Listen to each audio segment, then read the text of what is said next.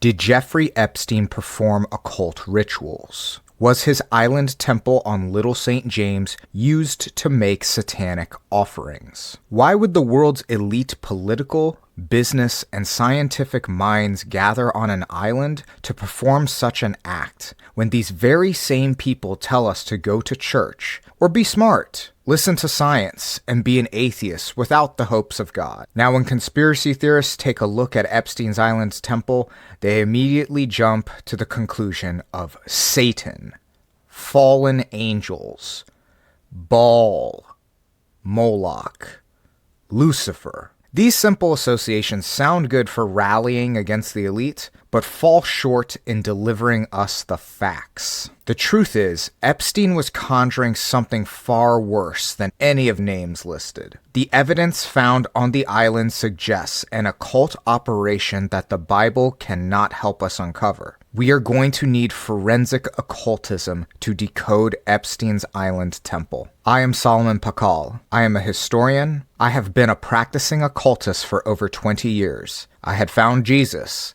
and rejected all magic, then came back to magic after realizing that both the church and mystical texts are lying to us. Join me today if you are tired of simple superstitions surrounding this island temple. If you are serious about the mystery surrounding Little St. James, let us begin. If you want to support my work and research, subscribe to my Substack, the Mystery Codex.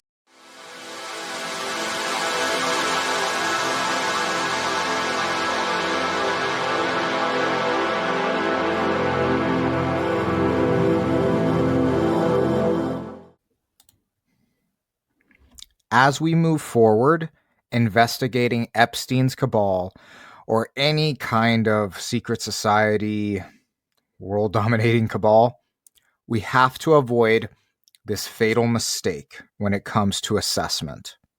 And that is the grand unified theories.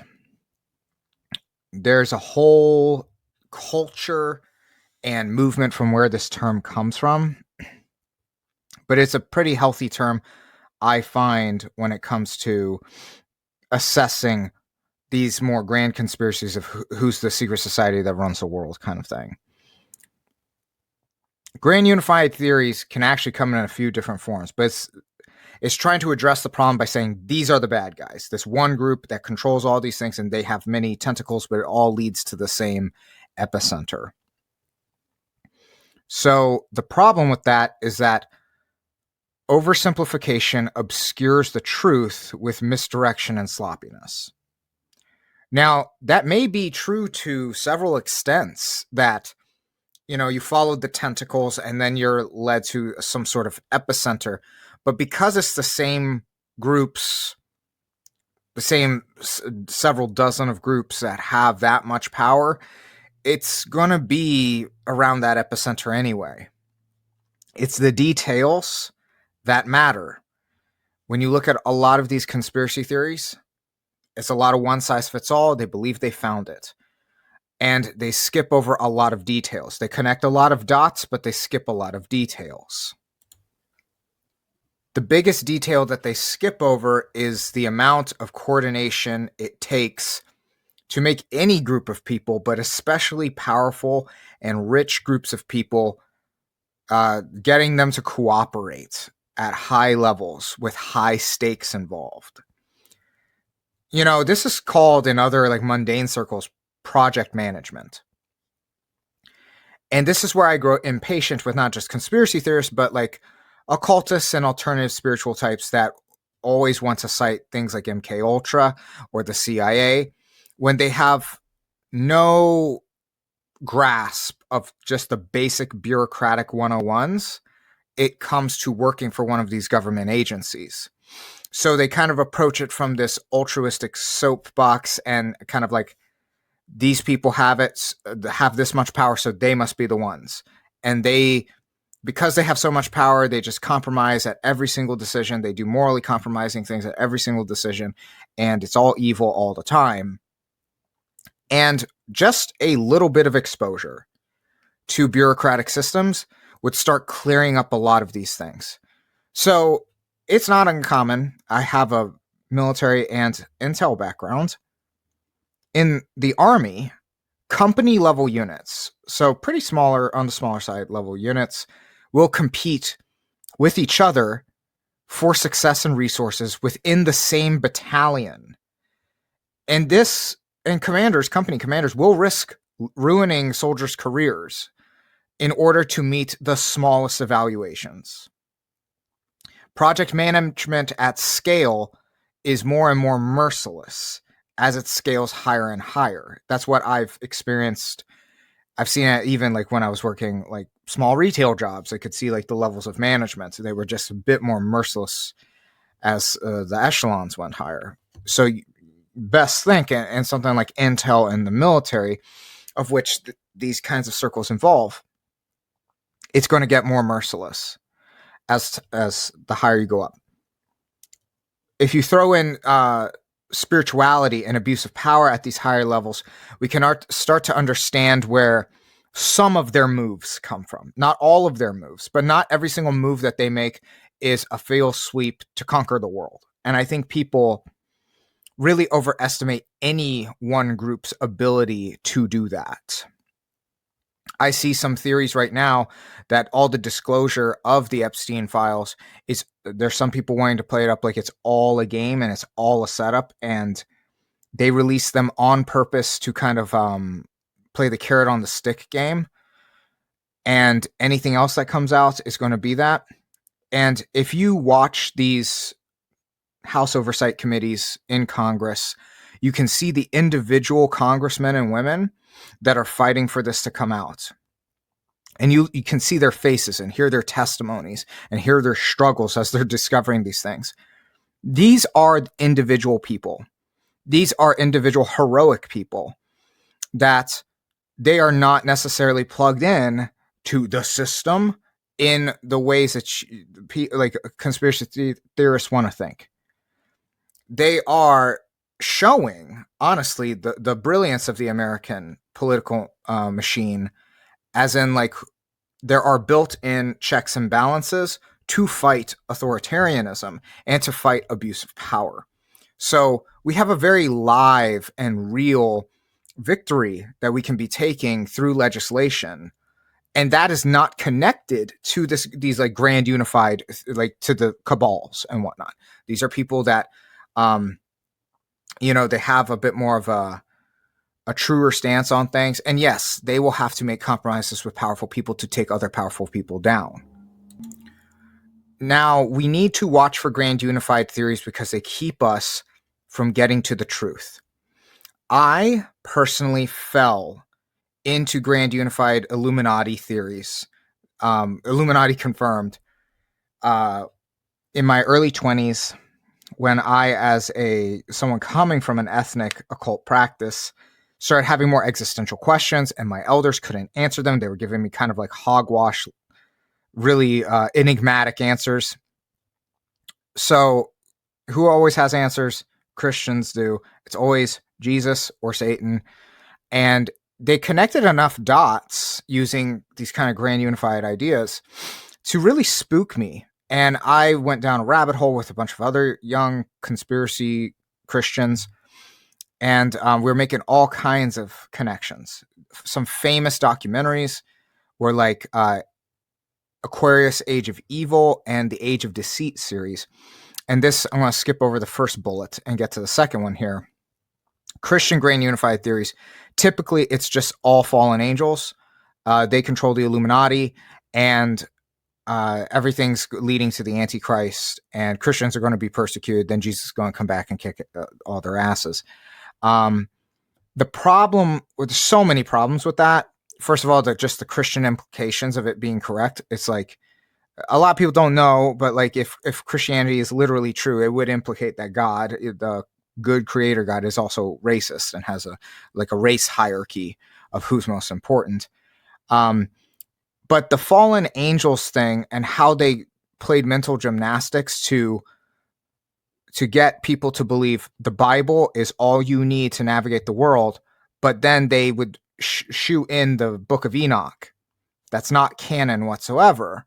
And I'm not saying there's no value to it, but they'll break their own rules of the canonization of the Bible, and the Bible is all you need because it's God's word, to fill in the fallen angels blank. And this is just because they really, really want to characterize, it's like what I said with Baal and Moloch earlier.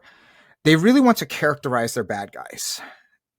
They really want it to be something that they can get angry at, like a face. And the fallen angels thing gets really, really dubious because it tries to wrap up all of the world religions in convoluted way to these fallen angels. And if you did have them, there's just too much differentiation amongst the world religions and the concepts that they hold dear. Like the philosophies of like the Aztecs is very different from the philosophies of the Greeks. And there would be a much more consistent footprint. And then the argument's just like, oh, the fallen angels are just so ingenious. Like they've just fooled us so badly. But at the same time, they're supposed to be so idiotic, the angels, that they're just going to fall for the tricks that are laid out in the Bible. It's always ironically too easy that, all these occultists are fooled. All these people who've studied decades of esotericism and history and who are critical of Christianity because they've studied, they're actually fooled. When really all you have to do is believe in the Savior, and like you don't ever have to read a book again. You don't have to brush your teeth, man. It's just like it's all figured out for you because Jesus is just so OP. It is a gross kind of oversimplification of all of human history to get to this mental gymnastics linking the fallen angels to the Antichrist of Revelation. And Revelation itself was talking about a specific point in history. There's all kinds of like Christian fallacies that you can riddle off for the Christian grand unified theory. And they also have kind of like, we'll get to this right here with the secular ones. The Christians want to say it's the Illuminati. And now the Illuminati, they'll cite Adam Weishaupt, but they want to kind of gloss over how it was an atheistic movement, or how somehow this atheistic movement links into fallen angels. And that's ridiculous too. I think it's also ridiculous, the secular side of the Illuminati, because there's clearly some kind of religious element going on, some kind of spiritual element going on. And to say that what we're dealing with today is a succession of Weishaupt's order, I think the philosophies are just too inherently different. There is no freeing people of religion, which is what the Illuminati wanted to do. They wanted to have a secular society. And where all of these imageries are leading, and you look at the world today and the geopolitics for its leading, it is actually towards religious conflict, not a secular world. It's all religiously fueled. So this New World Order and Illuminati, the more globalist situation, there's certainly a globalist element here, but it's not fully explained in secular terms. Also part of and this kind of goes back and forth between the Christian and the secular, is the Zog, which is like it's an anti-Semitic, like Zionist organized government theory of where the Jews own everything, or like the Jews are a secret cabal running everything. And first of all, within the Epstein files and tracing a lot of the modern state of Israel's like recent activities and the deals that they have made with like Oracle and Palantir, I see there is like kind of a raising of the eyebrow that I wouldn't blame people for having, but to simply write it off as that is premature. And what I mean by that is because there are competing parties within Israel itself. So as we speak right now, there are 6 figures worth of Israelis protesting the government. Even Ehud Barak, who I had mentioned, is in the Epstein files. warns against religious extremists in Israel, and he's not talking about Muslims. Ari Ben Menashe is another one who talks about these extremists. He was a former Israeli intelligence figurehead. Norman Finkelstein is a Jewish writer who talks about and warns about these things. Katie Halper is another Jewish journalist who talks about the divisions within Israel. So, and again, as I said, if these people are doing these kinds of strange rituals, this is not Judaism. So, like, there's no reason to judge Jewish people based upon what we have found here. Because if there are, certain elites from that country doing these rituals, they're not practicing Judaism. They're practicing something else. So are there eyebrows to be raised with some theory like that, like the Zog? Eyebrows raised, conclusions made. I think it's premature. So any of these kind of very dismissing or concluding theories, it is all a premature thing. It would be as if saying that all the allies in World War II were good when we had maniacs like Mao Zedong and Joseph Stalin helping the allies to fight Imperial Japan and obviously Germany at that time. So all of this history is very complicated. And not all the good guys are on one side, not all the bad guys are on one side. That's the way it has always been. It's the way it always will be. And I have mentioned that project management, the managing of people and, just echelons of rank and hierarchy and organization, it is a really hard thing to do. And it is especially harder to do when you have esoteric orders. As I said, the realities of esoteric orders and project management at scale, there's so many competing parties. And in esoteric orders, there are competing parties for the stupidest reasons. I have seen it with 3. And you can, if you keep your ears open to some of these places that you would go and collaborate with pagan witchcraft and occult communities, they're ready to fight about the smallest things. So it is not some kind of most certainly not some kind of Satanist order. Again, there is nothing about here. I think the activities you can describe, these horrific activities and acts that Epstein's group and maybe even other secret societies do, can be described as satanic, but it is most certainly not Satanism. Because if it was, then there would be some kind of overt reverence for the horned figure, right? And it's just clearly not, because what a lot of people don't understand is that modern Satanism, people want to be respectful about it, but it's largely a joke. It's largely a modern invention, and the reverence for things like Lucifer, and I mentioned Moloch, these are pop culture. These really come from that Baroque period of Dante and Milton, and the folklore gave these things a life of their own. So they're egregores, but they're not some kind of primordial original enemies of God. Because if we look at the historical record and the creation myths, they're not actually personified figures. I am not saying these groups don't add some element of the egregores, but it is not simply that. There is not really much of I don't think you could classify any of this as Luciferian, of the imagery that we went through today. There's nothing like that. It's very sophisticated and embedded magic and occult systems that don't have to do with any of those entities I mentioned. The only thing that has somewhat of an overt iconography outside of the pagan effigies and the zodiac is the ship. And that's why it's important, because those effigies, they're not in the temple. The zodiac seems to be providing an environmental element. But the ship, literally the worship of themselves, and i.e. the meta complex of the demiurge, does have a central aspect. And that's why I find it concerning, because you don't find the devil here. You don't find a horned entity here. What you find is what is described in Nag Hammadi pretty much as the cosmic tyrant.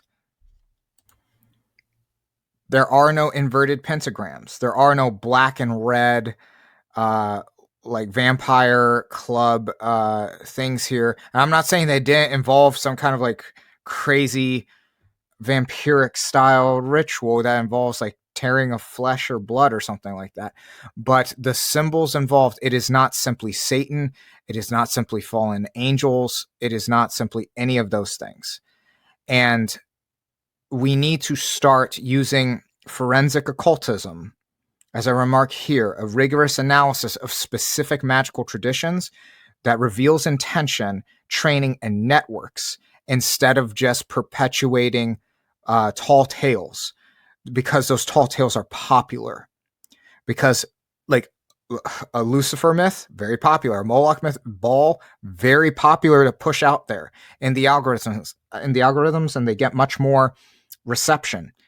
But it is not that simple, and honestly, feeding into those just blurs the truth even more. I know that there are groups, specifically Christian groups, that wants to believe in those things, but they just perpetuate the bad things. As you can see, there are more Christian symbols on that ship than there are of any other kind of faith system. Even if you want to remark the Star of David, the entirety of the agenda to push, well, the broad stroke of the agenda to push some kind of apocalyptic battle in the Middle East is largely perpetuated by Christian majority nation states and Christian-backed finances. I've even experienced this in the U.S. Army, where generals will really believe that when they deploy soldiers to the Middle East, that they are playing a role in the end of days, because it's like there's a war out there in the Holy Land. Just this really big generality thing. They really want to see it happen. Even Mike Pence talked about this. I don't know, that we're playing on Jesus' side for when he returns, and it's going to be there, obviously, because it's the Holy Land. But even in the lower levels of the U.S. Army, there were soldiers that were so, the Bible thumper types, that they fantasized about cross training, and they really tried to cross train with the IDF, because they had created, Revelation and preachers created a mythos, and the Catholics did this too, where Israel at some point becomes this beacon. It becomes this like little brother state, the tip of the spear to bring Jesus back.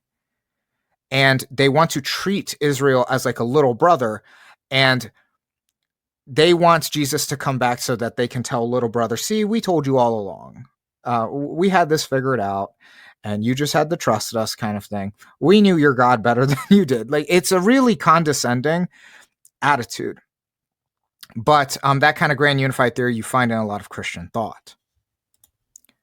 The Epstein case is still unfolding, and my research continues, and I will be striving to connect the threads from Epstein's cabal here to other secret societies and see where they brush shoulders, because truth be told, even though they're not all the same secret societies, a lot of these same people will rotate between these groups, which is not unlike the military either, where you'll have somebody who's a part of a special group, and then they will also rotate amongst other groups because of talents and knowledge bases. So there's a lot of similarities to be drawn between military, intel, and groups like these that kind of, dwell in all those arenas. And most certainly that 15th century Italian cult. But as the investigations continue, we must arm ourselves with forensic occultism, taking a much more professional approach to being spiritual investigators, but also spiritual practitioners. People that are too much about practice and they don't actually study the history of like where the things that they worship or venerate come from, they're only adding to the problem. I think people that are purely investigators, they are largely adding to the problem as well, because they have no skin in the game. So it leads a lot of investigators to just say it's Baal worship. It's just Satanism or something like that. And that is wrong as well. But please let me know what you think about all of this information that I have provided. How has it impacted you? Does it make you sleep with one eye open in the middle of the night? Let me know in the comments section, and maybe we can figure things out together. If you know anything that I don't know, please put it in the comments.